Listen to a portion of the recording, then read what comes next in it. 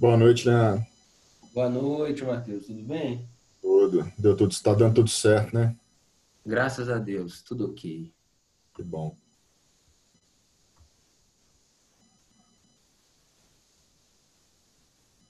Professor Marcos,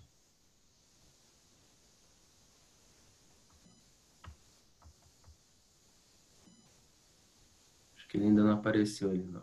Não.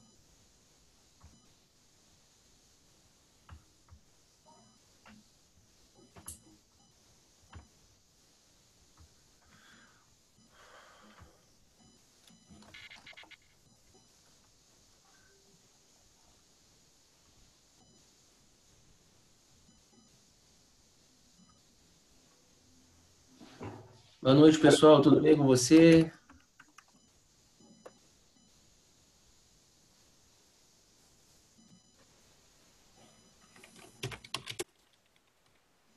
Boa noite, professor Lucas.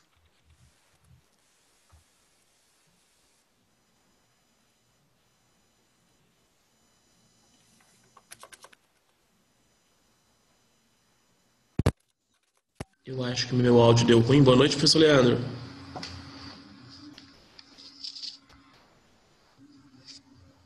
Eu vou saudar um boa noite aqui para o César Silva, de Cabo Verde, na África, Universidade Lusófona. Que prazer! Poxa, que legal. Seja bem-vindo. Todos vocês. Cumprimento todos vocês na pessoa do César.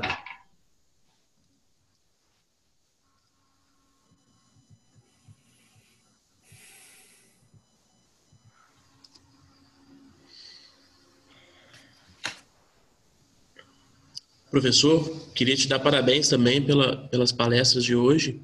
Sim, um evento fantástico. Para esse primeiro dia está sendo fantástico. Fico muito feliz de poder ter assistido as palestras, sabe?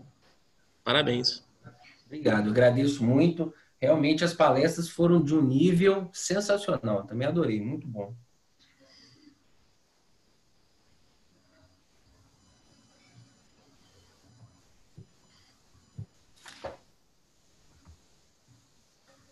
Professor Marcos, tudo bem?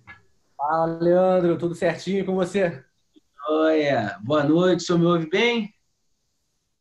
Tudo ótimo, graças a Deus. Espero que esteja tudo certo com você também. Tudo certinho, graças a Deus. A tensão e a ansiedade do início já passou, né? Agora a gente dá uma relaxada.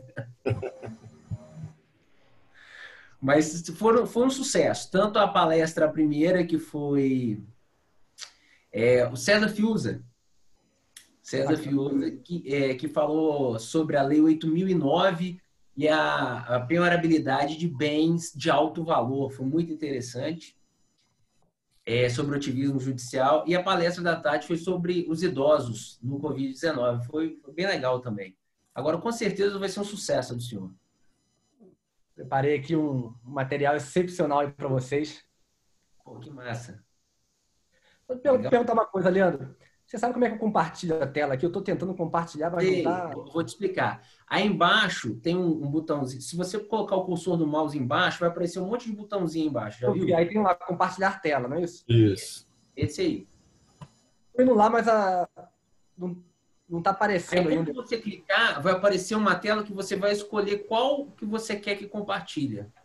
Isso, aí eu estou clicando nela, aí está falando assim, abrir preferências do sistema. Preferências do sistema. Isso. Sabe orientar aí, Lucas? Você que tem costume de compartilhar a tela? O áudio. Professor, primeiro, boa noite, professor Marcos. Boa Na noite. tela do senhor deve ter, quando o senhor passa o mouse, deve ativar um ícone verde, compartilhar tela ou share screen. O Perfeito. senhor passa o mouse. Já passei lá, já cliquei, já selecionei o PowerPoint, só que aí está pedindo selecionar preferência do sistema. E quais são as opções que estão dando? Aí tem Zoom, TeamView, OBS. Zoom, pode clicar no Zoom. Aí quando eu clico, fala assim, Zoom não poderá gravar o conteúdo de tela até que seja encerrado. Perfeito, perfeito. É porque nós já estamos fazendo a gravação aqui. Aí, se eu clicasse aqui, iria sair da reunião. Então, deixa. Não vai dar certo. Vai sair da reunião? É. Não era. Por exemplo, eu boto aqui compartilhar tela. Vê se vai aparecer aí. Apareceu aí? Apareceu, professor. Deu Deu certinho. certo. O Leandro tá falando aí, mas tá sem som também. Deu certinho. Desculpa, professor Marcos. Deu certinho, perfeito. Às vezes a gente acaba se atrapalhando aqui. Microfone ligado, desligado. Nada, sem problema. Só para deixar aí para os alunos. Perfeito.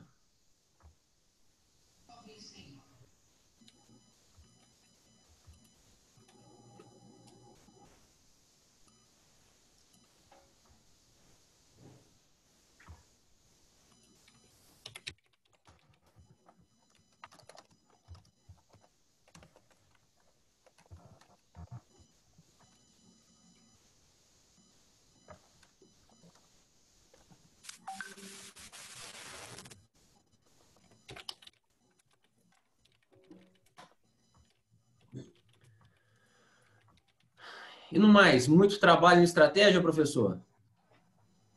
Leandro, nessa época de pandemia, teve um incremento de trabalho tanto na defensoria quanto também nos cursinhos, lá no estratégia, bastante trabalho.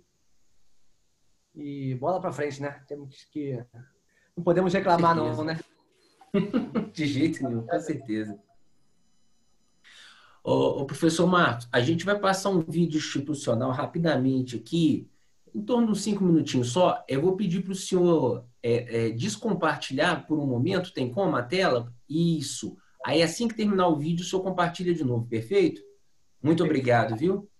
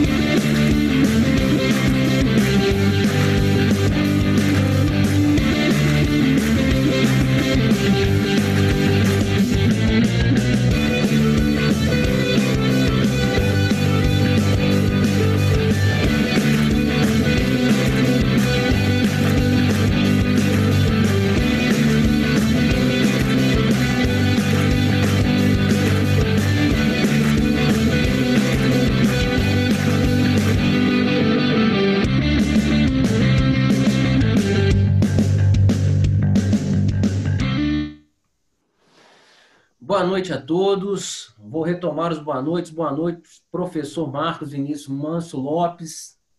Como é que o senhor está? Tudo jóia? Boa noite, Leandro. Tudo certinho? Tudo certo, graças a Deus. Tudo certinho. Professor, antes de eu iniciar a nossa conversa, eu vou dar alguns recados rapidinho para o pessoal aqui do lado, rapidamente, tá bom? À vontade. Pessoal, boa noite a todos vocês, tá? É uma honra ter vocês novamente aqui com a gente, o dia todo, por sinal, né? Começamos às 9h30, 16 horas, agora às 19 ainda teremos umas 21 horas. Vamos lá, estamos chegando a 2.400 inscritos, tá? Muito obrigado pelo privilégio de nos prestigiar com tamanho número de inscritos. Eu vou aproveitar para tirar uma dúvida que tem sido recorrente no chat de vocês, para que isso não aconteça aqui agora, que é em relação a certificado. Como é que você vai ganhar o seu certificado? É simples, você fez a sua inscrição no Even3, né, even3.com.br, você recebeu um e-mail com o PDF e o link de cada palestra. Você entrou na palestra, pronto, está registrado, ok? Então é isso. Para evitar aquela pergunta, muita gente perguntando, fica até um pouco chato. Então, para quem tiver dúvida, eu estou esclarecendo mais uma vez. Tem certificado de 40 horas, ok? Basta ter feito a inscrição no Even3 e entrar pelos links que você recebeu no PDF, no e-mail, beleza? E o link é o mesmo, tá, gente? Às vezes você não recebeu, um colega seu te mandou, não tem problema, desde que você esteja inscrito no Even3, tranquilo? Esse é mais um recado que eu queria dar. Último recado, andaram me perguntando, professor, eu trabalho de manhã, não consegui ver a palestra do professor Dr. César Fiuza. Ela está no meu canal do YouTube, tá? prof.leandro Ramalho, e ele vai subir ainda também para o canal do Unipitã, tá bom? Eu vou até colar aqui embaixo, aqui, ó, no chat.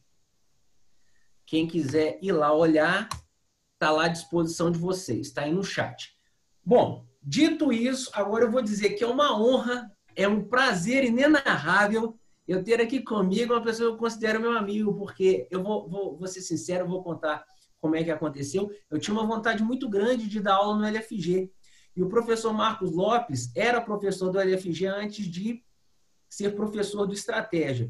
E ele foi de uma receptividade, de uma gentileza, e dali a gente surgiu uma amizade, a gente vem conversando há muito tempo, e de primeira intenção, assim que eu criei, que eu tive a ideia do congresso, do Encontro Internacional de Direito, o nome dele me vem à mente pelo preparo, pelo conhecimento, por ser um defensor público muito bem visto no cenário nacional, por ser professor de Estratégia. Eu gostaria de dizer, professor, que é uma honra ter o senhor aqui conosco.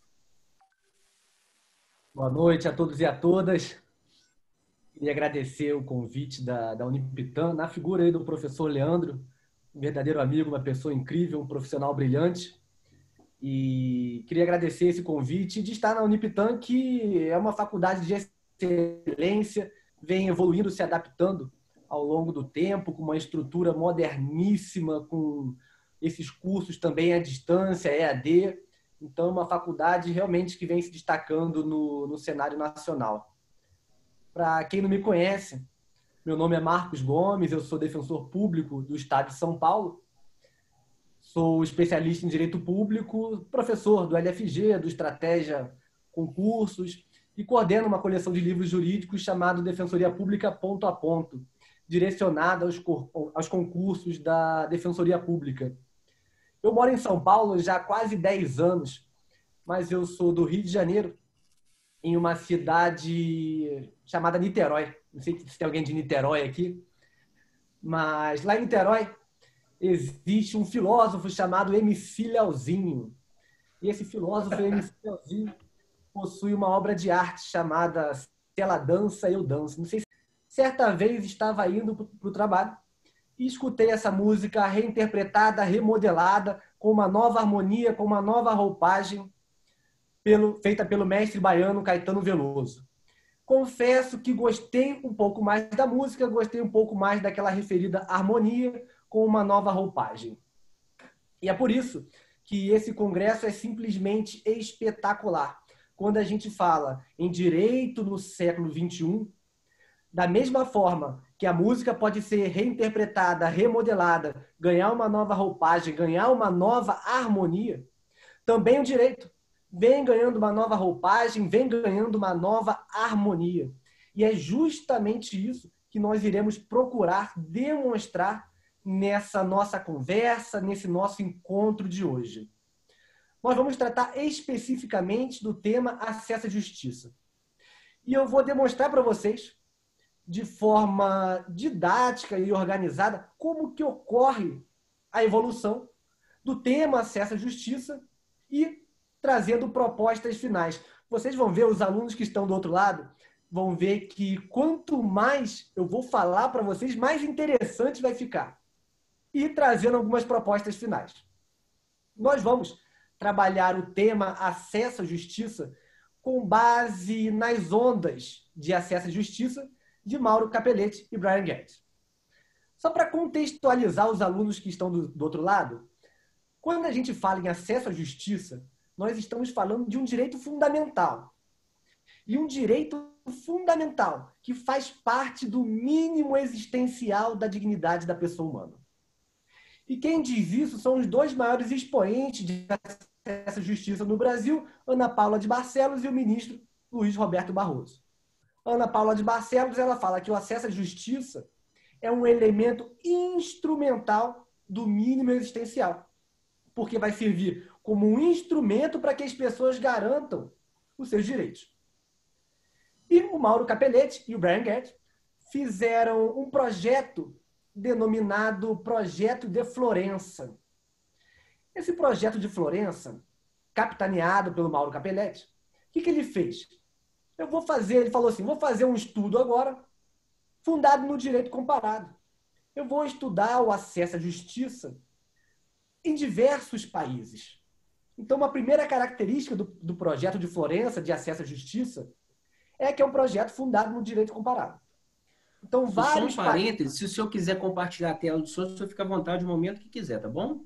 Beleza, obrigado. Era só um compartilhamento inicial que eu ia fazer mesmo. Obrigado.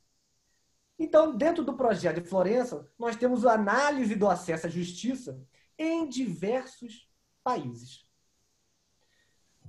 Quando foi realizado o projeto de Florença, curiosamente, na década de 70, curiosamente, nós não tivemos a participação do Brasil. Seja por falta de contato com os juristas, com os sociólogos aqui no Brasil, seja pela falta de debate acerca do acesso à justiça também naquela época. Além de ser um projeto fundado no direito comparado, foi um projeto multidisciplinar. Nós tínhamos não somente juristas, nós tínhamos sociólogos, nós tínhamos historiadores, antropólogos. Então, era um projeto bem amplo que buscou visualizar, identificar os obstáculos de acesso à justiça. E aqui, facilitando os alunos que estão do outro lado, quando a gente fala das ondas de acesso à justiça, o que o Mauro Capelletti e o Brian Guedes fizeram é metaforizar, de forma metafórica, eles trouxeram para a gente os obstáculos de acesso à justiça. Olha que interessante. Então, quando a gente estiver falando de ondas de acesso à justiça, estaremos falando de obstáculos de acesso à justiça, de obstáculos a serem superados acerca do acesso à justiça. Então, vamos mostrar essa evolução para vocês até chegarmos ao desafio do século XXI, que é o direito no século XXI, que é a temática do nosso encontro. O Mauro Capelletti e o Brian Guedes, por meio desse projeto multidisciplinar, fundado no direito comparado lá na década de 70, identificou uma primeira onda de acesso à justiça. E essa primeira onda de acesso à justiça identificou um obstáculo econômico para que as pessoas acessassem a justiça. Processo, tempo é dinheiro. Muitas pessoas não possuem recursos para arcar com as despesas do processo, para arcar com o custo de um advogado. Então, nós temos identificado um obstáculo econômico. Como minimizar, como superar esse obstáculo econômico? Essa é a ideia. sempre que a gente trouxer uma onda de acesso à justiça, um obstáculo, a ideia é ver mecanismos para superar esses obstáculos. Então, dentro dessa primeira onda de acesso à justiça, nós temos a ideia de gratuidade de justiça, prevista hoje em dia lá no artigo 98 do CPC. Antes, estava previsto na Lei 1060 de 50, vários dispositivos dessa Lei 1060 de 50 foram revogados pelo novo CPC, que disciplinou a matéria no artigo 98 e seguinte. Então, repare, quando a gente fala em gratuidade de justiça, nós estamos falando aqui da dispensa para o adiantamento das custas do processo. Então, a gratuidade de justiça busca justamente minimizar esse obstáculo econômico. Tudo bem, Marcos, eu entendi. Nós podemos pedir a gratuidade de justiça no processo. Mas e se eu não tenho dinheiro para pagar um advogado? O que eu faço? Então, ao lado da ideia de gratuidade de justiça, buscando minimizar esse obstáculo econômico, nós temos também a Defensoria Pública. Se vocês forem lá na Constituição Federal, conjugarem o artigo 5º, inciso 74, com o artigo 134 da Constituição Federal, esses dois dispositivos, artigo 5º, inciso 74 e artigo 134, vai ver que a Defensoria Pública é a instituição responsável por prestar um serviço de assistência jurídica a quem não tenha recursos. Então, são duas formas, duas maneiras de minimizar esse obstáculo econômico identificado na primeira onda de acesso à justiça. Então, quando a gente fala de acesso à justiça, nós temos um direito fundamental, que faz parte do mínimo existencial. E trabalhando essa ideia de acesso à justiça, temos as três ondas de Mauro Capelletti e Brian Gertz. Primeira onda, obstáculo econômico. Avançando um pouco mais, Mauro Capelletti e Brian Gertz trazem uma segunda onda do acesso à justiça. Marcos, você falou que a primeira onda está relacionada ao obstáculo econômico e trouxe duas formas de superação. Gratuidade de justiça e um serviço público prestado pela Defensoria Pública, por nós, defensores públicos, a quem não tem dinheiro, recursos para arcar com o advogado. Segunda onda de acesso à justiça. Foi observado um outro obstáculo. E qual é esse segundo obstáculo? É um obstáculo organizacional. Marcos, o que vem a ser um obstáculo organizacional? Essa segunda onda está relacionada à tutela coletiva de direitos. Isso vai ficar bem claro para vocês. Determinados direitos não são adequadamente tutelados de forma individual, de forma isolada, de forma atômica. Somente de forma coletiva, de forma macro, de forma conjugada, coletiva, é que determinados direitos podem ser efetivamente tutelados. Então, surgiu ao longo da nossa história brasileira, iniciando lá com a Lei de Ação Popular, passando pelo Código de Defesa do Consumidor, Lei de Ação Civil Pública, Constituição Federal, Lei do Mandado de Injunção, Código de Processo Civil, novo Código de Processo Civil. Nós fomos tendo evolução legislativa e doutrinária, e até mesmo jurisprudencial, consolidando a atuação de diversos órgãos e instituições para a tutela coletiva. Olha que interessante. Então, determinados direitos, vamos supor, eu estou lá na Defensoria Pública, vem uma pessoa e me pede e fala assim, olha, minha filha não está conseguindo vaga na escola ou na creche. O que eu posso fazer? Ajuizar uma ação de obrigação de fazer para que o poder público garanta uma vaga a essa criança, a esse adolescente. Porém, imagine que centenas de pessoas comecem a procurar a Defensoria Pública. Nesse caso, eu estou notando que existe um déficit muito grande no que tange ao direito fundamental à educação. Falta escola, falta creche. Então, a Defensoria Pública pode ajuizar, por exemplo, uma ação civil pública, buscando concretizar o direito fundamental à saúde de forma coletiva. Porque não adianta eu passar somente uma criança ou adolescente lá na frente da fila de espera, enquanto você vai formando uma bola de neve. Então, determinados direitos são adequadamente tutelados de forma coletiva. Então, nós temos o obstáculo organizacional, porque aquelas pessoas não conseguem se organizar de forma efetiva para garantir determinados direitos. Isso acontece em questões envolvendo moradia, isso acontece em questões envolvendo saúde, educação. Os direitos sociais são um campo fértil para o ajuizamento de ações coletivas. Então, nós temos uma primeira onda, obstáculo econômico, uma segunda onda, tutela coletiva. Nós temos aí a vulnerabilidade organizacional das pessoas. E aí vamos avançando. Vamos chegar a uma terceira onda do acesso à justiça. O Mauro Capelletti e o Brian Gertz nos trazem também uma terceira onda, buscando minimizar os obstáculos do acesso à justiça.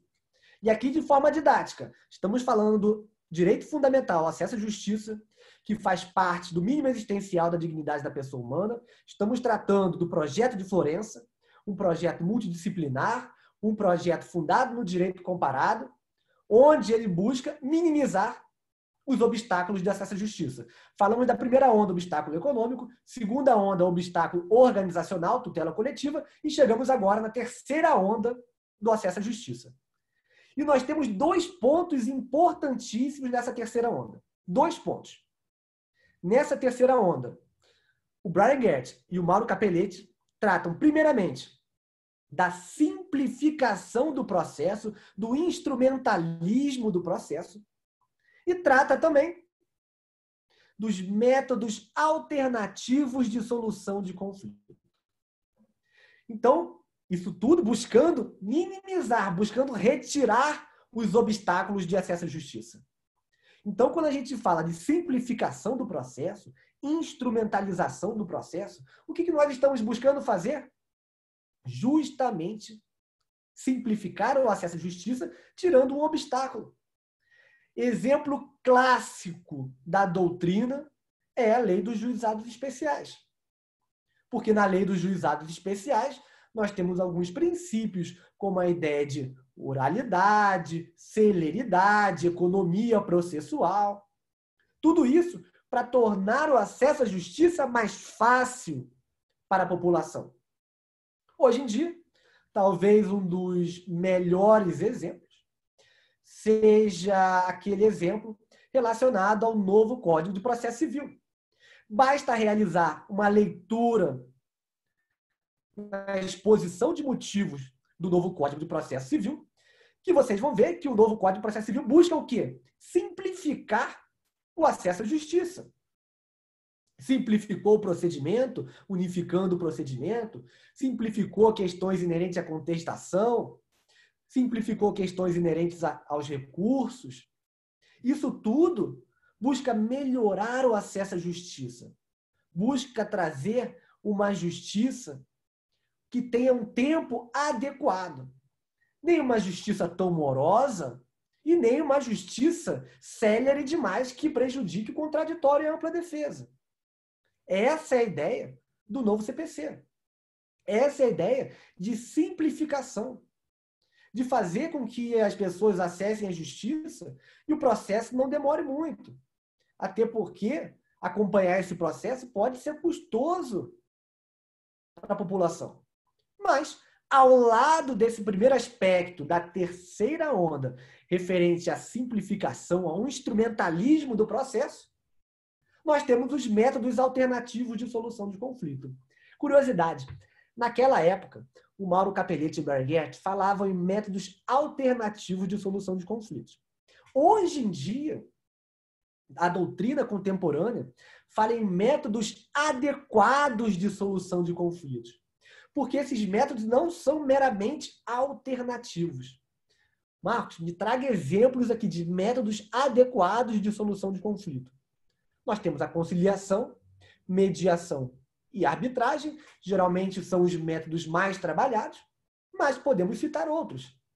O collaborative law, que é essa resolução colaborativa do conflito. Dentro da Defensoria Pública fala-se muito em educação em direitos, que também é um método de solução de conflitos e até mesmo de prevenção de conflitos. Olha que interessante.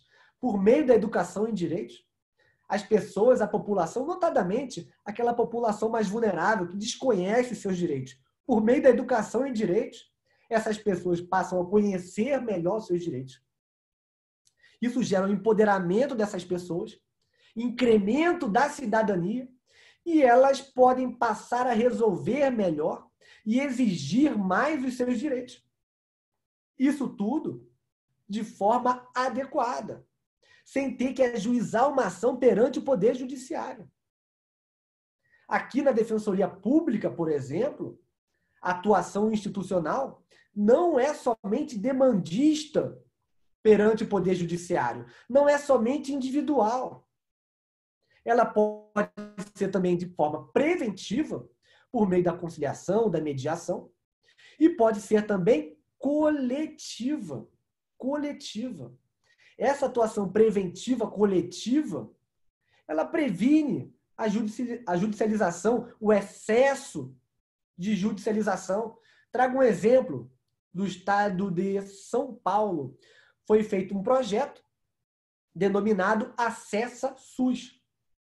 A Defensoria Pública, todo mês, ajuizava centenas de ações de medicamentos.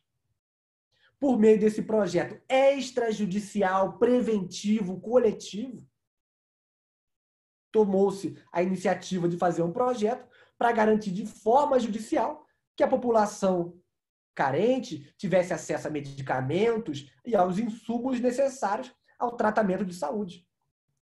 Repare como as coisas vão evoluindo.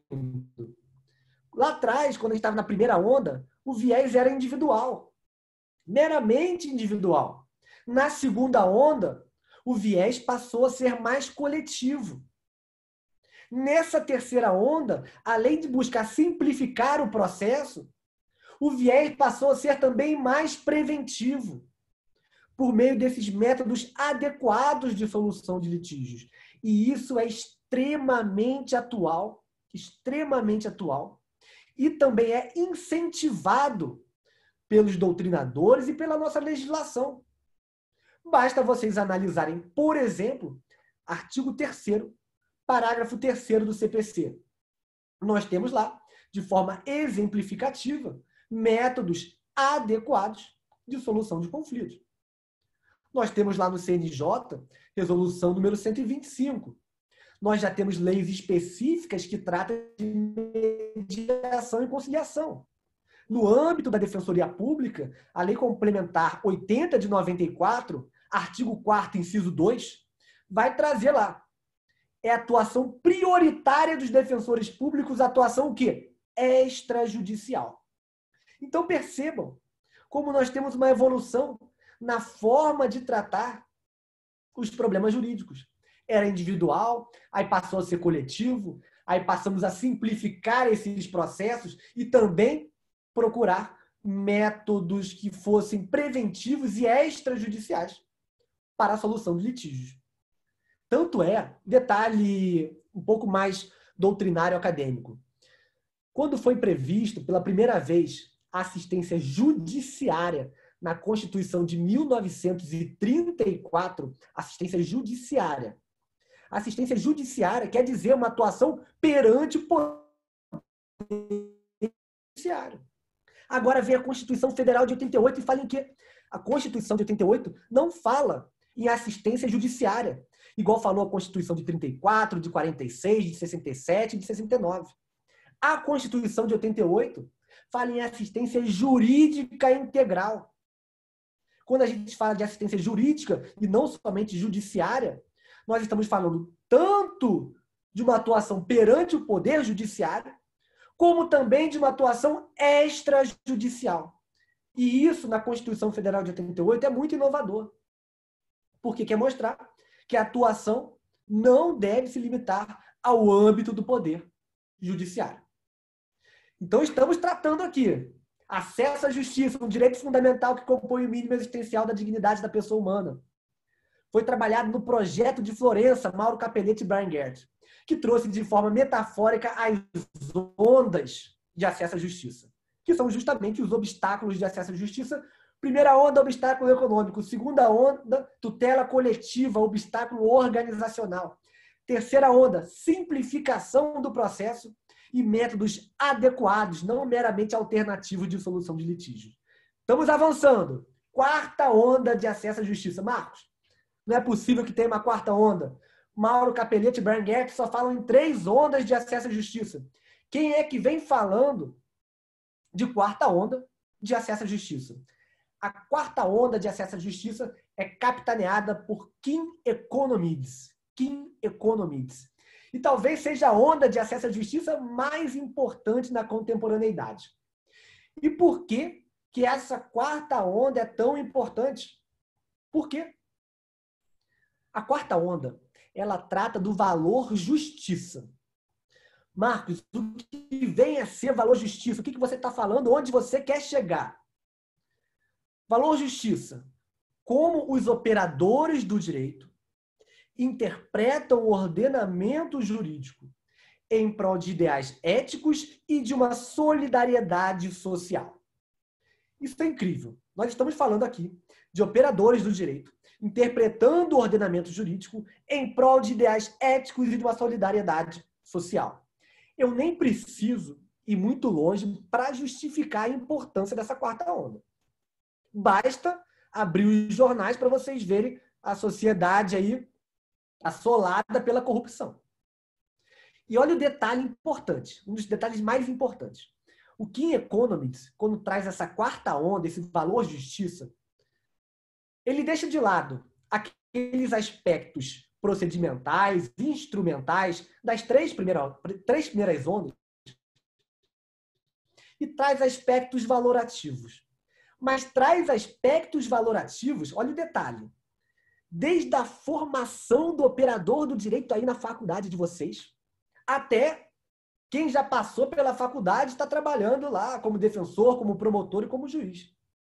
Então, abrange todos os operadores do direito, promotores, defensores, juízes, professores, alunos, abrange todo mundo. Porque a ideia do Kim Economics é trabalhar essa ideia de ética, de democracia social, desde a faculdade. E é por isso que é extremamente louvável esse projeto da Unipitã em trazer o direito no século XXI e permitir o debate com os alunos. Isso é muito gratificante. Então, desde a faculdade, essas questões éticas, essas questões valorativas devem ser extremamente trabalhadas e bem trabalhadas, para que vocês saiam da universidade levando essas questões éticas, essas questões inerentes à democracia, bem fixas nos ideais de vocês. Isso é extremamente importante. Eu vou trazer 2 exemplos para vocês paradigmáticos, e são paradigmáticos no âmbito da Defensoria Pública, mas que servem para todo mundo. Primeiro exemplo. Nós tivemos, recentemente, um caso nefasto em Brumadinho, Minas Gerais. Um fato terrível que contou com a participação da atuação da Defensoria Pública. Notadamente, a Defensoria Pública defendendo não só os hipossuficientes econômicos, como também os hipossuficientes organizacionais. Olha o detalhe. A Defensoria Pública atuou não somente perante o Poder Judiciário, como também atuou de forma preventiva. Vai fazendo relação com as ondas de acesso à justiça. Se fosse lá atrás, a atuação ia ser só perante o Poder Judiciário. Não, em Brumadinho, a Defensoria Pública atuou de forma judicial e extrajudicial. Atuou de forma demandista e de forma preventiva. Atuou de forma multidisciplinar, com participação de psicólogos, de agentes sociais. Atuou de forma estratégica. A Defensoria Pública criou um atendimento no local, lá em Brumadinho, para atender a população. Agora, especificamente, em relação ao valor justiça, olha o detalhe. Comentário de uma desembargadora do Tribunal de Justiça de Minas Gerais. Olhem o detalhe. Os defensores públicos estão colocando os interesses daquela população vulnerável, na frente de quaisquer outros interesses, sejam interesses individuais ou interesses corporativos. Esse foi o comentário de uma desembargadora do Tribunal de Justiça de Minas Gerais, reconhecendo a excelência do trabalho prestado pela Defensoria Pública.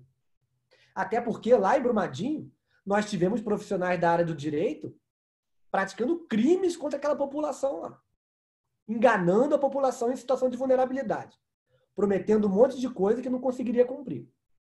E a Defensoria Pública fez uma atuação colocando na frente os ideais éticos, a ideia de democracia social. Olha que interessante essa forma de atuação, levando em consideração a quarta onda de acesso à justiça. Tudo bem, Marcos, você trouxe o primeiro exemplo, que eu considero um dos principais exemplos aí do século XXI, quando o assunto é acesso à justiça. Segundo exemplo, tivemos uma atuação verdadeiramente terrível na capital de São Paulo, na região denominada Cracolândia. Sabe o que o poder público fez? Começou a despejar pessoas das suas residências, despejando pessoas das suas residências, as pessoas saindo de lá só com a roupa do corpo, sem conseguir pegar os documentos, sem conseguir pegar os animais de estimações, sem contar que nós tínhamos lá muitos idosos, pessoas pessoas portadoras de necessidades especiais. Nós tínhamos idosos. E olha o que o poder público fez. Como se não bastasse despejar um monte de gente de uma forma totalmente impensável, estava realizando prisões para averiguação, o que é um absurdo. E foi lá a Defensoria Pública, criou uma base no local, uma base de atendimento no local, se aproximando da população, atuou de forma judicial, de forma extrajudicial, atuou de forma demandista, preventiva, multidisciplinar, tínhamos psicólogos da Defensoria Pública atendendo, se aproximou da população, prestava a educação em direitos, olha aí a terceira onda, prestava educação em direitos para que as pessoas soubessem os direitos que ela tem. E se esses direitos fossem violados, elas poderiam procurar a Defensoria Pública, que estava lá, do lado deles. E isso é colocar ideais éticos, isso é solidariedade social, isso é Defensoria Pública.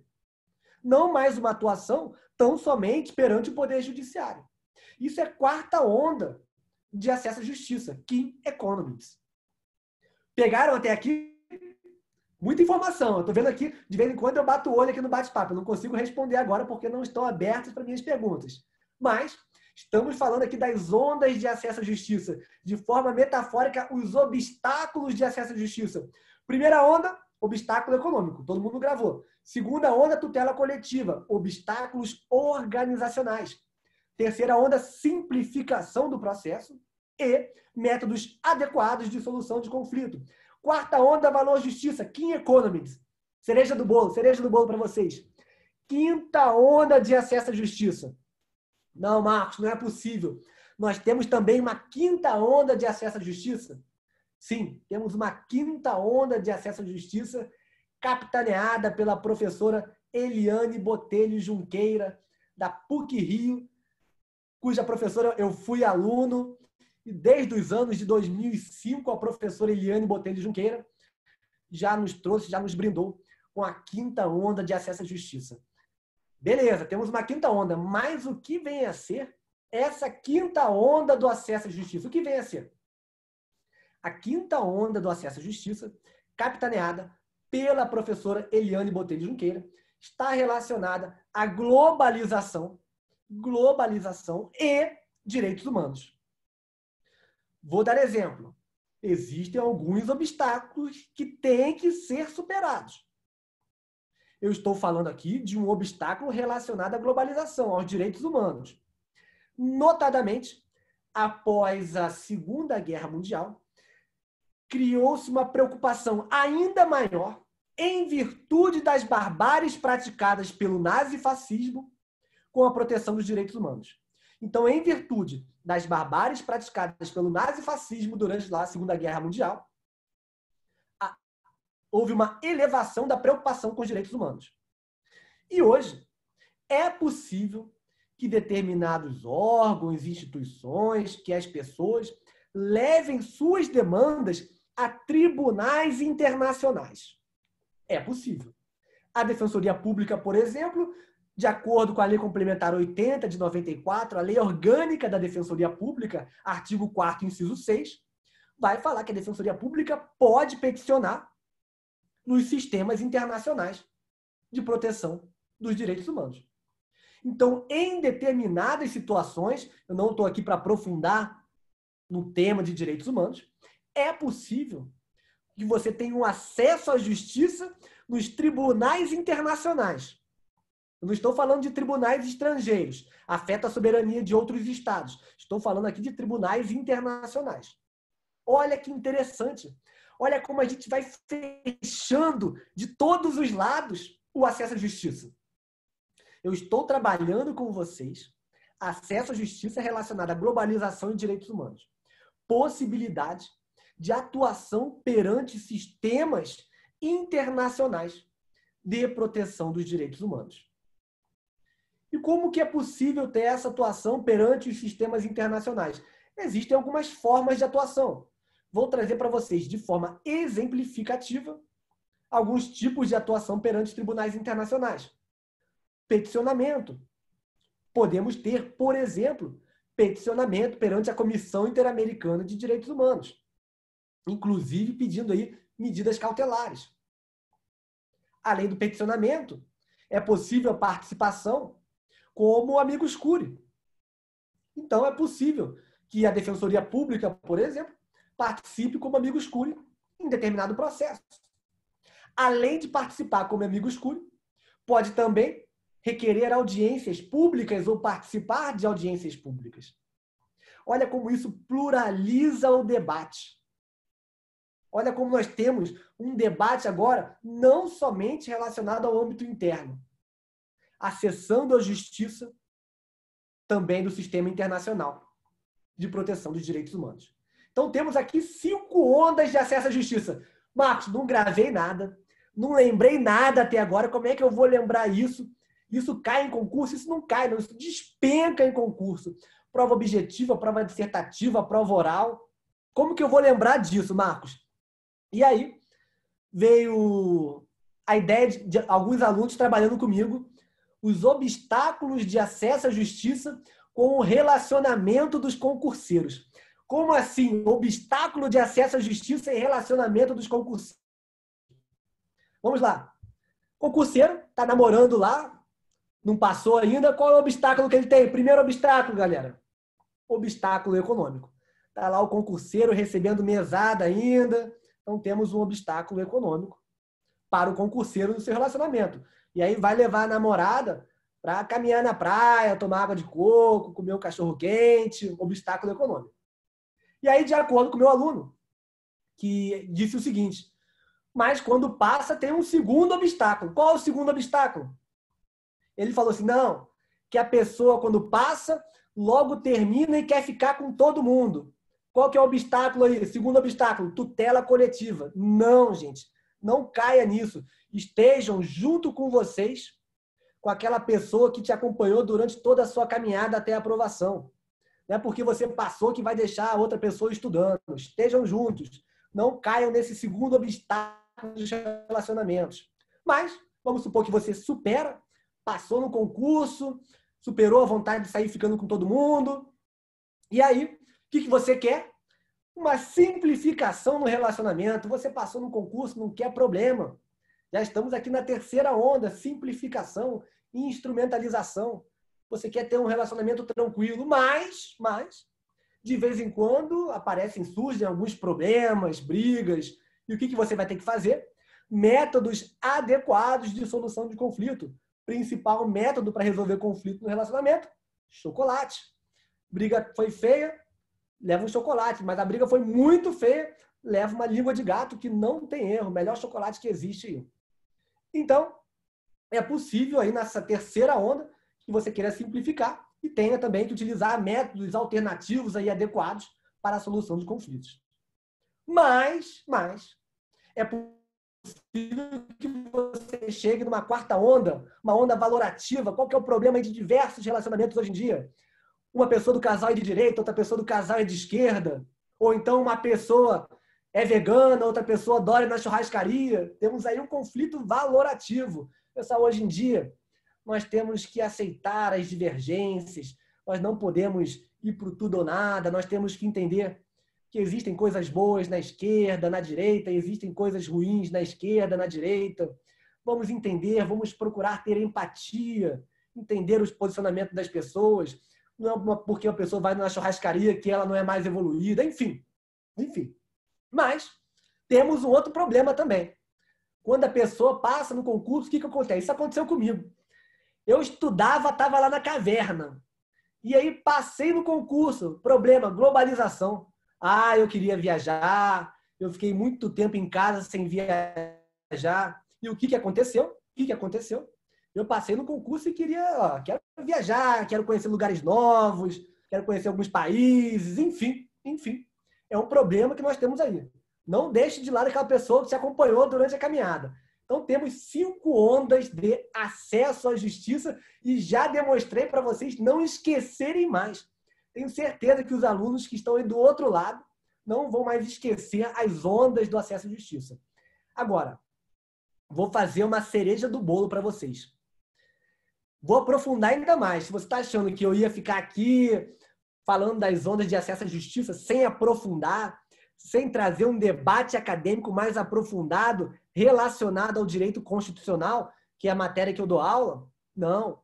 Vou aprofundar e vou aprofundar bastante com vocês. Podem ficar tranquilos aí, que eu vou relacionar agora acesso à justiça com constitucionalismo.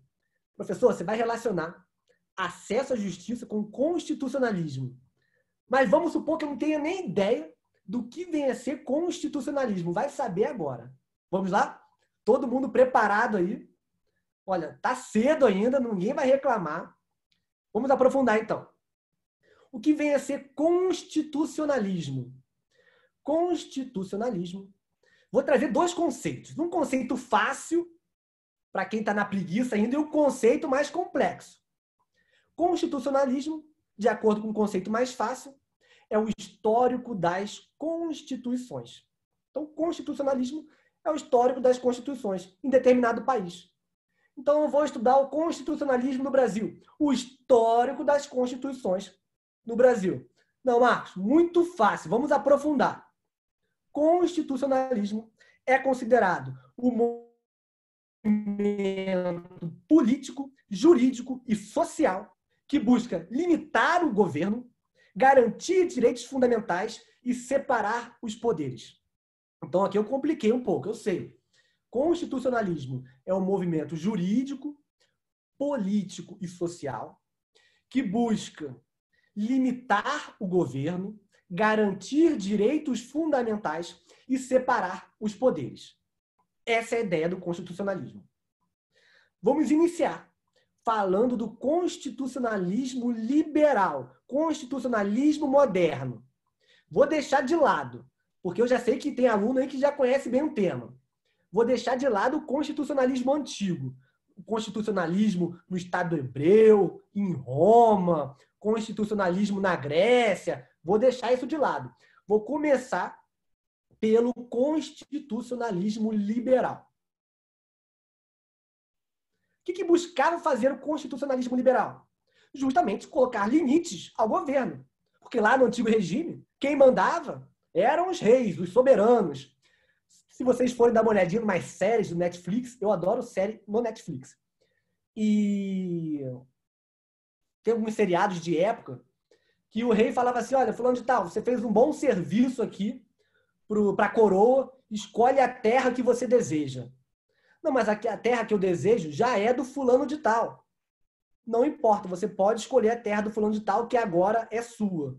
Então, antigamente, o rei mandava e fazia o que quiser. Era a ideia lá do Luís XIV, o Estado sou eu é que mando. Então, veio o constitucionalismo liberal colocar limites ao poder soberano. Surge aqui no constitucionalismo liberal, gente, direitos fundamentais de primeira dimensão. Direitos individuais. Direitos individuais. Direito à liberdade, direito à propriedade. Surge no constitucionalismo liberal. Vocês já podem ir fazendo paralelo com as ondas de acesso à justiça. Lá, quando surgem as ondas de acesso à justiça, a atuação era mais o quê? Individual, perante o poder judiciário. Constitucionalismo liberal. Vocês estão pegando a evolução. E aí, passando do constitucionalismo liberal, que buscava colocar limites ao poder soberano, que criaram os direitos fundamentais de primeira dimensão, chegamos ao constitucionalismo social. Aqui o inimigo agora é outro. Se antes nós queríamos colocar limites à atuação do Estado, agora nós queremos uma atuação positiva do Estado. Olha que interessante. Agora o Estado tem que atuar positivamente. Por quê? O que acontecia lá no Estado liberal? Não, o Estado liberal é a abstenção do Estado. Mas a pessoa estava trabalhando, perdia o pedaço do dedo lá naquelas fábricas, e ela falava assim, olha, eu perdi o dedo, empregador. Não posso trabalhar. O empregador virava e falava, você está demitido, você não pode trabalhar. Não tinha direitos trabalhistas, não tinha uma garantia do direito fundamental à saúde, a pessoa ficava idosa, não tinha previdência. Então passa aí a termos a necessidade de implementação de direitos sociais. Direitos sociais. Surge aí a ideia dos direitos de segunda dimensão, uma atuação positiva do Estado, uma prestação do Estado. E aí vamos evoluindo. Nós chegamos no neoconstitucionalismo. Eu sei que quem está aí do outro lado da tela estudou bastante neoconstitucionalismo. Não é? Então, surge o neoconstitucionalismo, o quê? Direitos fundamentais de terceira dimensão. Estamos falando de direitos transindividuais, direitos coletivos. Então, você já pode fazer uma relação aí com a segunda onda de acesso à justiça. Nós estamos falando aqui, por exemplo, de direito ao meio ambiente, direitos do consumidor, direitos de uma coletividade. Então, repare como as ondas do acesso à justiça evoluem também junto com o constitucionalismo. Não no mesmo momento, do tempo ou do espaço, mas o acesso à justiça retira bases fortes do constitucionalismo. E o neoconstitucionalismo, quando vem com essa ideia valorativa, quando resgata princípios, quando traz direitos fundamentais de terceira dimensão, quando traz uma nova hermenêutica constitucional, quando traz a possibilidade de judicialização de políticas públicas, quando traz a expansão da jurisdição constitucional, o neoconstitucionalismo dá bases para uma tutela coletiva. Isso é extremamente interessante. Geralmente, todos os cursinhos, as faculdades param as explicações para o aluno aqui no neoconstitucionalismo. Mas eu quero ir um pouco além com vocês.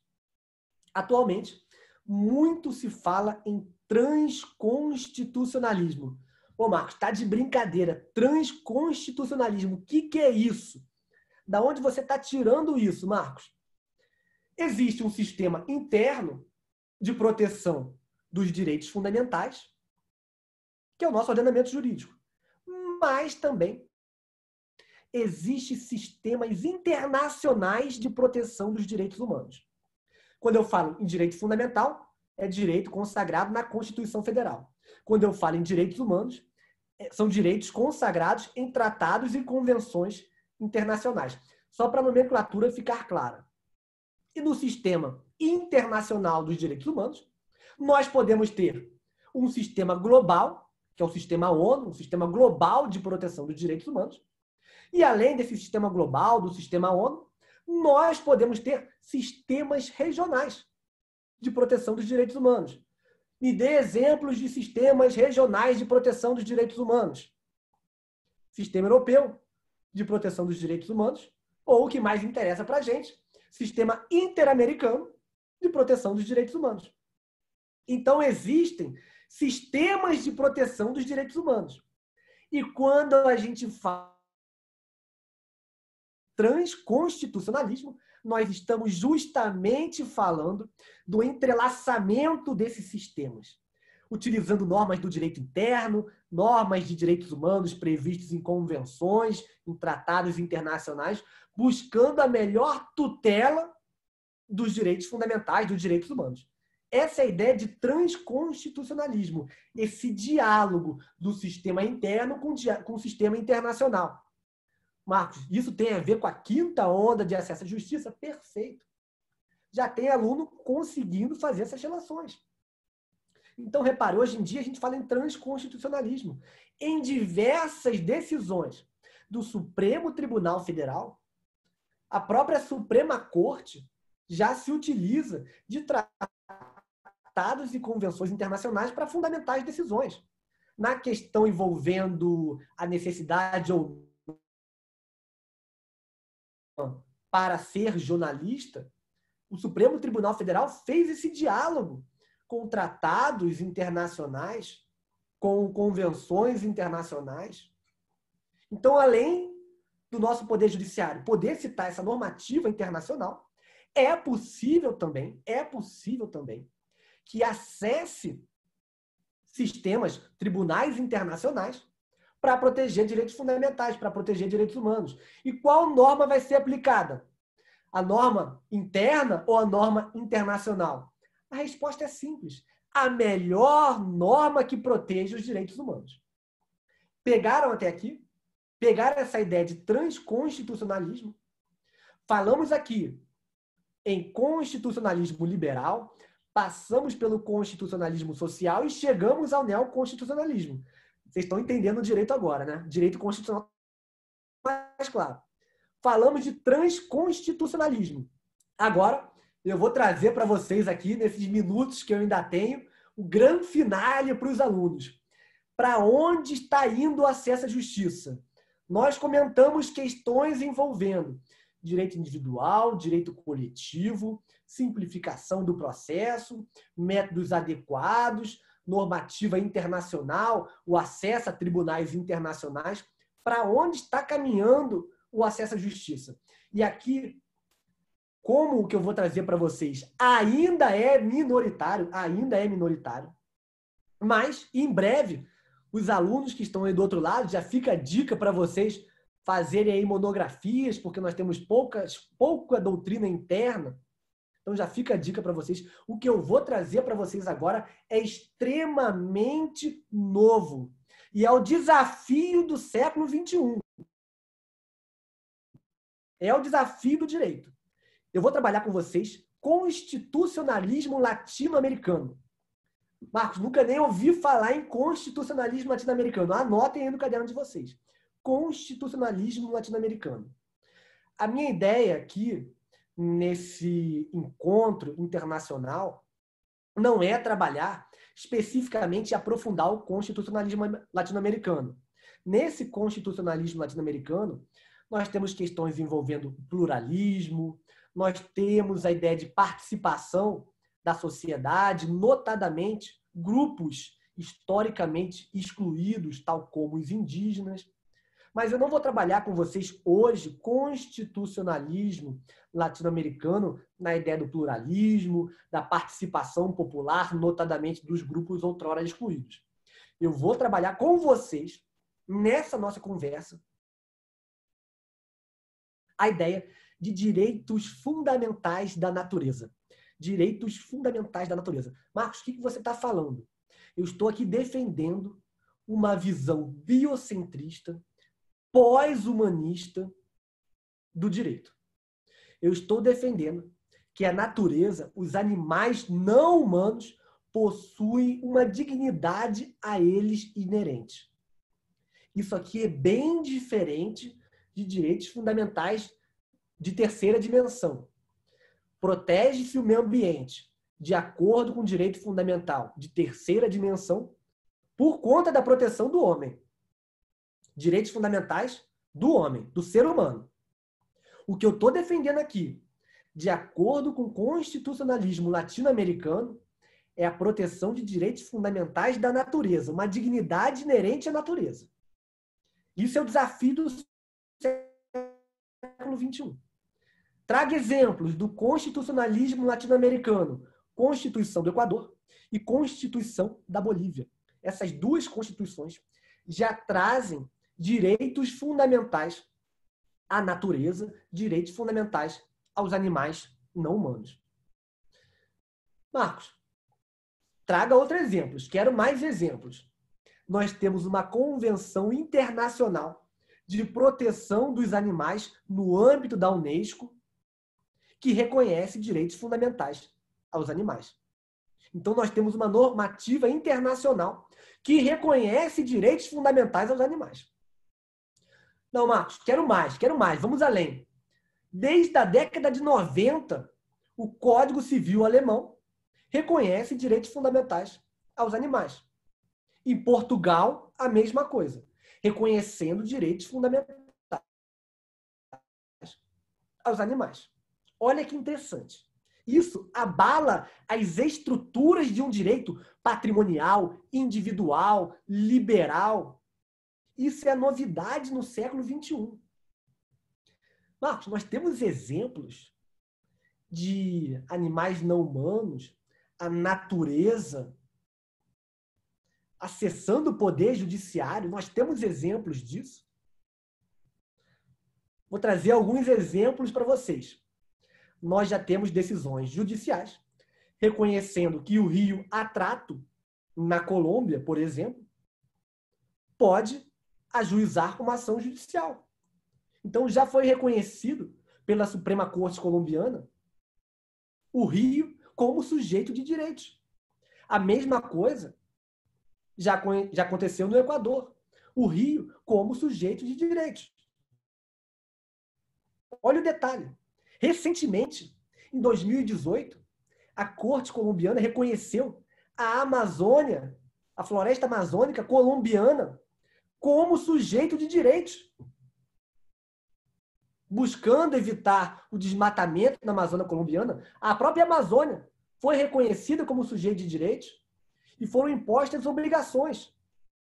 É lógico que, em determinadas situações, e isso vai ser trabalhado no momento oportuno por parte de vocês ou com alguns professores, de quem vai ser a representatividade adequada. Se nós podemos colocar uma pessoa representando o animal, uma associação representando a natureza, a Defensoria Pública ou o Ministério Público representando a natureza, e aí a representatividade adequada judicialmente vai ser realizada pelo Poder Judiciário. Aqui no Brasil, nós tivemos decisões envolvendo briga de galo, tivemos decisões envolvendo a vaquejada, mas nessas decisões do Supremo Tribunal Federal, elas foram efetivadas com base no direito fundamental de terceira dimensão do ser humano, do homem. O Supremo Tribunal Federal poderia ter ido além. E o Superior Tribunal de Justiça já foi além, Nós temos uma decisão muito interessante do Superior Tribunal de Justiça, ministro O.G. Fernandes, e ele reconheceu que o papagaio era sujeito de direitos. E aí estava tendo uma divergência. Se o papagaio ficava com o IBAMA, se ficava lá com a proprietária, que já cuidava do papagaio há mais de 20 anos. Em apertada síntese, decidiu o Superior Tribunal de Justiça que o papagaio é sujeito de direitos e tinha que ficar com a proprietária. Então, olha que interessante. A decisão do Superior Tribunal de Justiça teve fundamentação biocentrista pós-humanista, reconhecendo o animal não humano como sujeito de direitos. E, notadamente, em uma época de pandemia, pós-pandemia, Covid-19, onde as questões envolvendo, os debates envolvendo o meio ambiente se elevam. Nós já temos um debate acerca do meio ambiente global e nacional muito elevado. Agora, nesse período, maior ainda. E esse é um dos grandes desafios do século XXI. Meus amigos e amigas, eu sou extremamente pontual.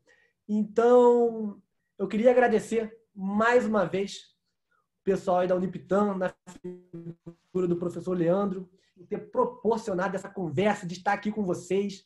Muita gente acompanhando a gente. Eu fico muito feliz em poder compartilhar alguns conhecimentos. Eu vi que alguns colegas tinham algumas dúvidas. Caso eu não consiga responder todas as dúvidas, já fica o meu Instagram, @MarcosLopesGomes, @MarcosLopesGomes. Podem mandar mensagem, podem tirar dúvidas, vou responder aos poucos, né? Porque são temas que realmente mexem com a gente, é muita novidade, às vezes, no âmbito do cenário jurídico. Então, fiquem à vontade aí de mandar mensagem no Instagram ou no Telegram. E estou aqui à disposição aí, o tempo que o Leandro me permitir, para conversar com vocês, para tirar algumas dúvidas.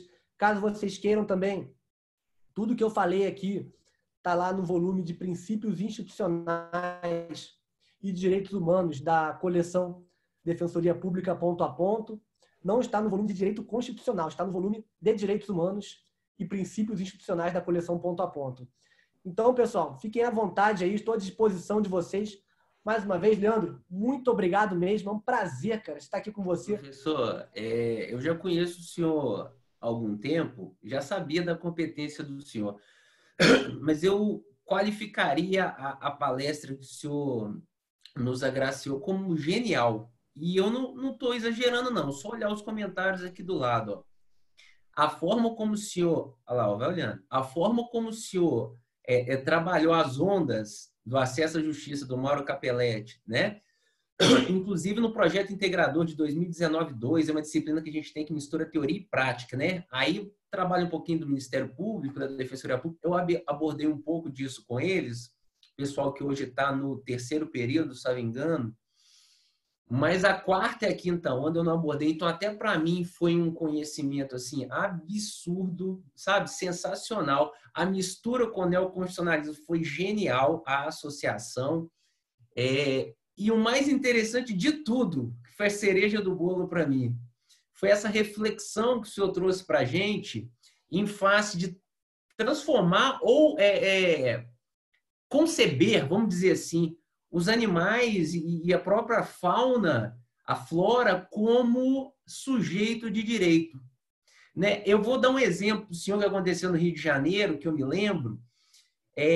Entraram com habeas corpus em favor do chimpanzé Tião. O senhor sabe dessa história? Ô, Leandro, o mais engraçado é que a história do chimpanzé ocorreu na minha terra, lá em Niterói. Junto lá na terra do MC Leozinho. Então, naquela época, já tinha essa situação do sujeito de direito, do animal como sujeito de direito. Né? Eu acho que a decisão... Eu só não me lembro a fundamentação, se ele baseou nos direitos fundamentais de 3ª dimensão ou se analisando ele por esse viés. Lá o HC foi extinto. Falaram que o chimpanzé não era sujeito de direito, não cabia habeas corpus do chimpanzé. Entendi. Mas é muito interessante, já houve uma tentativa há muito tempo sobre isso, né? E realmente eu acho que em termos de TCC, projeto de final de curso, vocês, pessoal, tenho certeza, tem muita gente aqui do 8º, 9º, 10º. Poxa, sensacional, um tema brilhante para se trabalhar. Professor, louvável a apresentação do senhor, realmente eu acho que de profissionais de direito acadêmicos ficaram encantados com a palestra do senhor. Eu vi várias pessoas falando, nossa, de onde saiu esse professor? Estou aprendendo demais, muito legal mesmo. Eu estou com 2 professores aqui, professor Lucas Canoa e professor Matheus Campelo. Eu queria ver se algum deles quer fazer alguma interferência, senão eu já vou passar aqui para o chat. Professor Matheus e professor Lucas, vocês têm alguma pergunta para fazer em relação a essa brilhante palestra? Boa noite, professor Marcos. Obrigado aí pela colaboração na nossa semana. no nosso congresso. E eu queria agradecer a presença do doutor e dizer que é um tema interessantíssimo, né? E eu acho interessante essa abordagem no início, né? Como o doutor disse, né? Uma música interpretada de uma maneira diferente, olhada com outros olhos, ela tem uma outra realidade.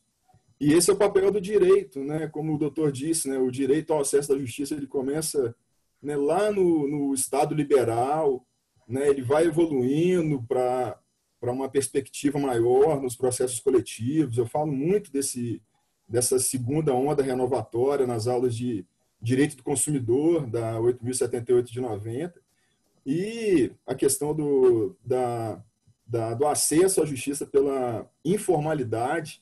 O Unipitran também tem o nosso NPJ, a gente tem uma central de conciliação e uma outra central de mediação de conflitos, alinhados já a essa perspectiva do CPC de 2015. Agora, vou ser sincero, essa quarta e quinta onda renovatória, eu acredito que seja essa a grande contribuição da palestra, porque realmente eu sou professor de Direito do Consumidor e eu nunca tinha visto essa reflexão e essa abordagem. Então, agradeço aí a colaboração do doutor na nossa semana jurídica. Professor, eu vou fazer uma pergunta para o senhor. Se nós entendermos o animal, no caso do chimpanzé, por exemplo, como um sujeito de direito, é possível a gente afirmar que ele é um sujeito de direitos e obrigações, ou eu estou enganado? É difícil você colocar, às vezes, obrigações para o animal. Perfeito. Olha onde eu quero chegar. Então, se por um acaso um chimpanzé de um zoológico foge e mata uma pessoa dentro de um zoológico, teoricamente, como acadêmico, se ele fosse um sujeito de obrigações, ele poderia responder a um processo de homicídio.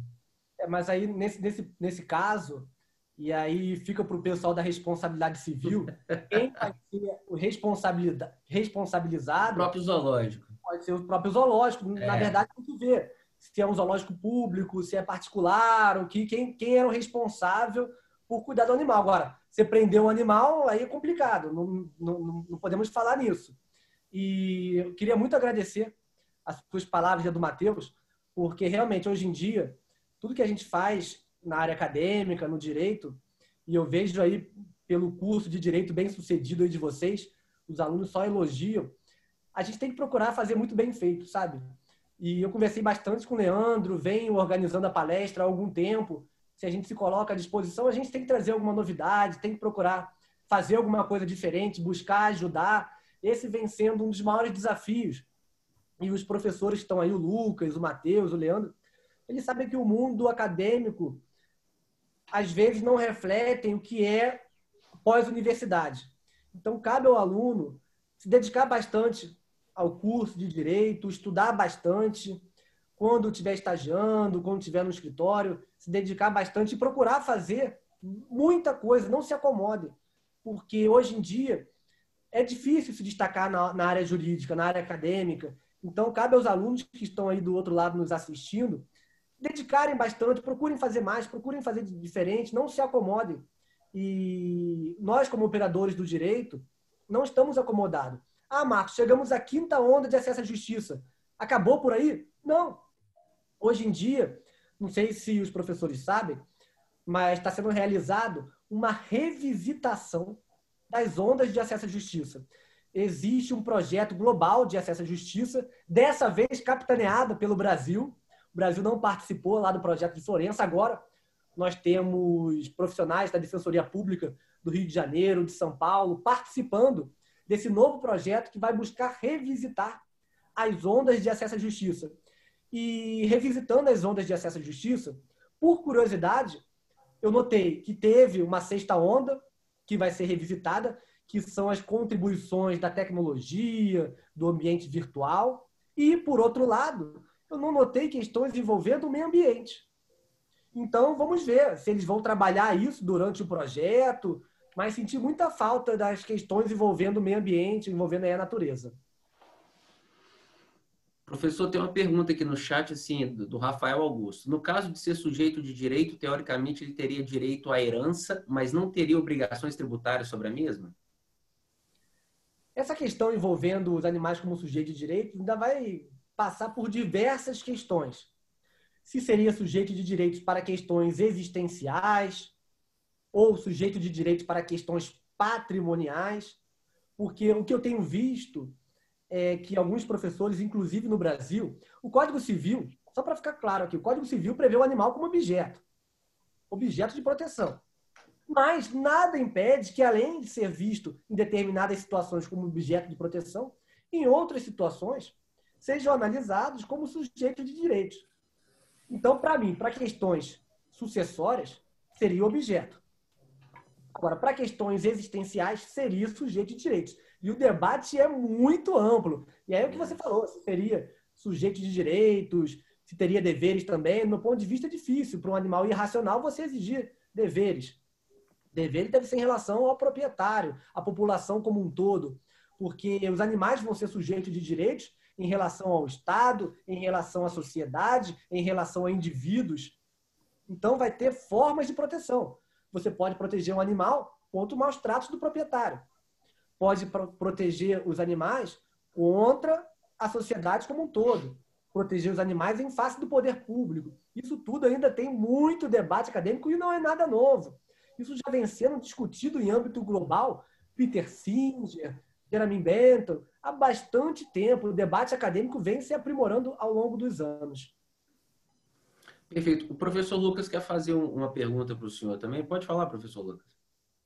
Professor Marcos, primeiro, parabéns pela palestra. Na verdade, eu queria fazer uma contribuição, também informar que a palestra das ondas cai muito com o que nós já vimos produzindo cientificamente no Uniptan. Nós temos uma coletânea agora para sair sobre acesso à justiça e trabalhamos aqui em parceria com alguns pesquisadores da UFMG, do RECAJ, não sei se o senhor conhece, que trabalham muito essa sexta onda, Big Data, tecnologia, como impacto no acesso ao direito. Mas o que eu queria contribuir para todo mundo, que eu estou vendo a discussão muito sobre os direitos dos animais, né, a responsabilidade do animal, e o Estado suíço tem uma consideração do animal um pouco diferente. Ele já começa a considerar o animal não como um sujeito de direito, mas como um sujeito de proteção jurídica estatal, né? É um negócio bem legal. Nós já temos aí, Lucas, no cenário global, não só normativa internacional, como diversos países no direito comparado. Suíça, Portugal, Áustria.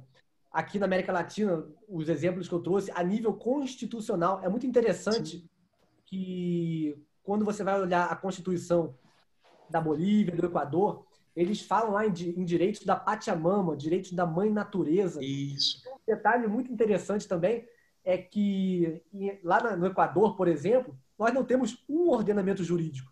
Nós temos uma pluralidade de ordenamentos jurídicos.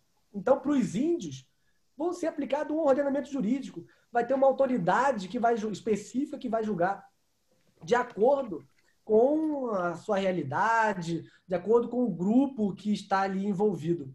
E muito obrigado, Lucas, aí também pelo convite, pela contribuição, mas, de fato, nós temos uma evolução em nível mundial aí do tema e que cabe ao Brasil, aqui no nosso país, acompanhar essa evolução, porque nosso debate, nossa doutrina ainda é incipiente.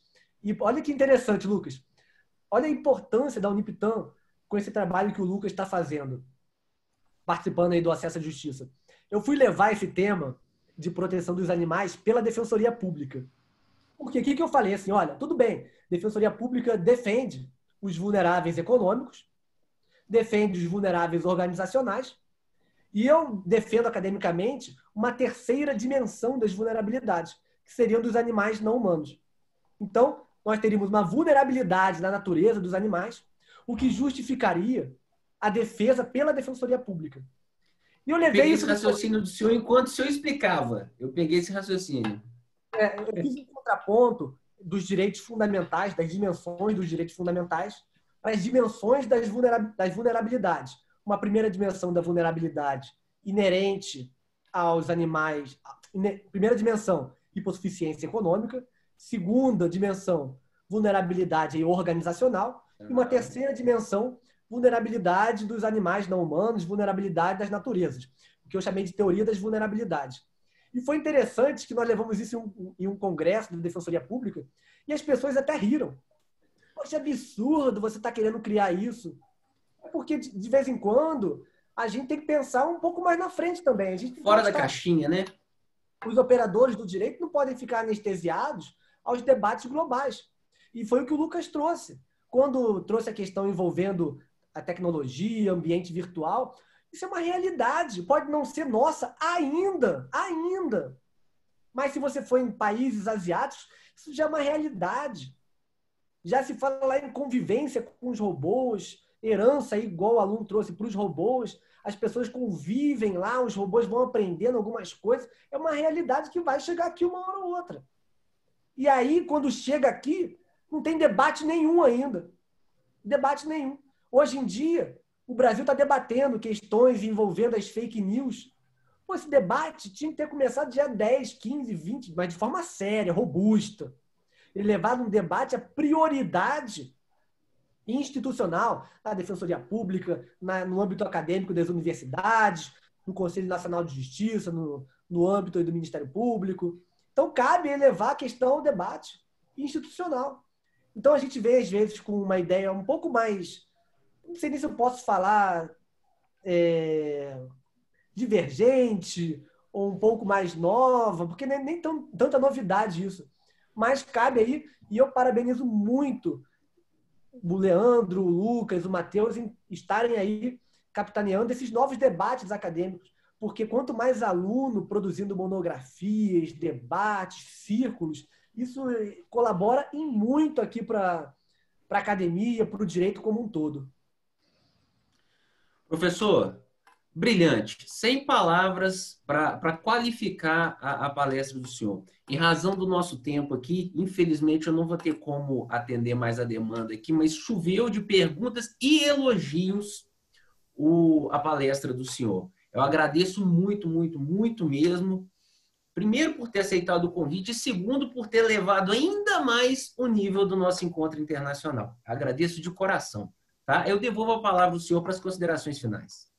Ô, Leandro, sou eu quem agradeço o convite. Eu fico muito feliz em participar desse congresso. E, por sinal, é o meu primeiro congresso internacional participando. Ah, que bacana. Encontro internacional. Então, eu fico muito feliz de conversar aí com vocês sobre isso. Estou à disposição da Unipitã, do professor Leandro, do professor Lucas, do Matheus, e colaborar no que vocês precisarem também nesse debate. Eu não sei se eu vou conseguir compartilhar aqui a minha tela com... Tá aí, ó. Vocês conseguem ver? O meu... quem perguntou do Instagram do professor tá aí, ó. O Instagram tá aí, o Telegram tá aí embaixo. No Telegram, de vez em quando, eu mando algumas novidades. E o prazer foi todo meu. Podem anotar aí, eu mando perguntas, dou dicas aí para concurso, para o pessoal que desejar também. E de vez em quando eu trago algumas novidades. Mas só queria agradecer mesmo o convite e parabenizar a Unipitã por esse excelente encontro internacional e com nomes brilhantes. E eu estou aqui humildemente procurando colaborar com um grãozinho de areia aí nesse brilhante projeto de vocês. Obrigado mesmo pela atenção, gente. Sensacional, professor. Obrigado. Eu vou dar um recadinho aqui antes de fechar, gente. Eu vou ser um que vou querer assistir a palestra do professor novamente, obviamente, para absorver todo esse conhecimento, e tenho certeza que muita gente aqui do lado vai querer. Quem tiver interesse, eu vou subir ela para o meu YouTube, tá aqui. Quem quiser é só seguir lá, tá? Chegamos a quase 700 pessoas, tá, professor? Ao vivo aqui, nos assistindo. Foi muito legal. Meus parabéns novamente. Gente, obrigado por tudo. E não se esqueçam, temos palestra ainda às 21 horas com o professor Enzo Bassetti, ok? Aguardo vocês às 21 horas. Obrigado, professor. Grande abraço. Grande abraço, Leandro. Boa noite. Boa noite. Tchau, tchau.